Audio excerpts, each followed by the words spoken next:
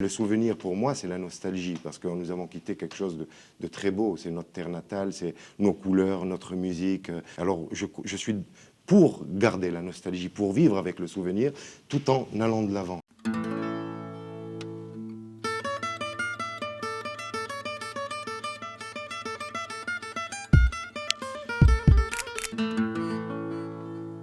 La nostalgie. C'est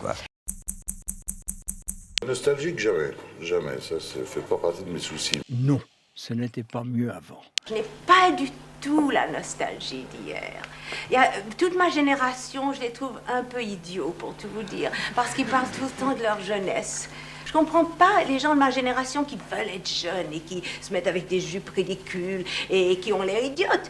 Je trouve que ça manque de dignité, une vieille dame comme moi qui n'admet pas son âge. Oh Malola, toi que j'aimais à la folie. J'ai gardé ce souvenir de Vitalis, de ce grand vagabond, avec ses singes, ses animaux, l'hiver, la tempête, qui va en prison, qui est bousculé partout, et qui dégage une poésie folle. Et puis j'entendais toujours « Oh Malola ».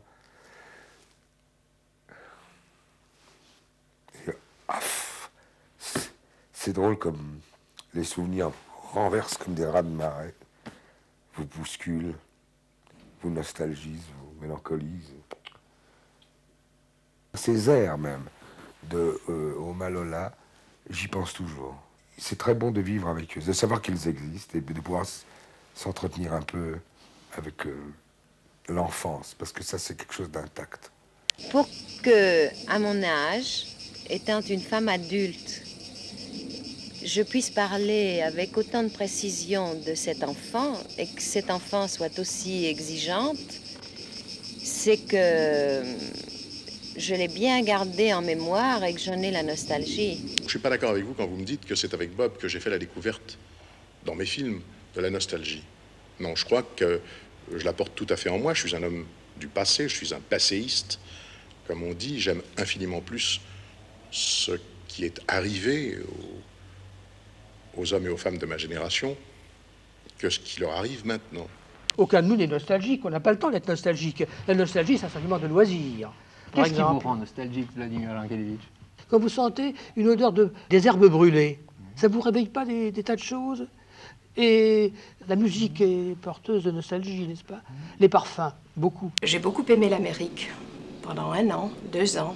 Et puis au fur et à mesure que j'étais là-bas, je commençais à avoir une espèce de nostalgie de la France. Et j'ai commencé à penser à Paris, au Marronnier, à l'avenue Montaigne.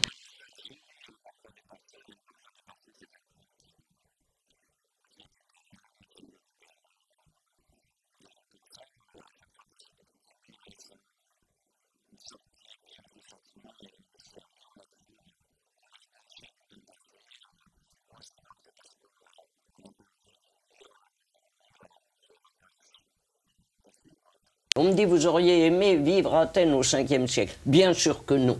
J'aurais été une malheureuse femme au foyer dans des conditions lamentables. Vous savez, on a toujours tendance à dire « Ah, dans ce temps-là, c'était fabuleux ». Et toujours 20 ans auparavant, on dit « Ah, j'aurais bien voulu vivre à l'époque de l'Art déco, en 1925, en 1930 ». Et je crois pertinemment et profondément qu'en l'an 2000, on dira « Ah, les années 80, c'était fabuleux ». Je crois que chaque époque, je veux dire, est une belle époque quand on la vit bien et quand on sait la vivre.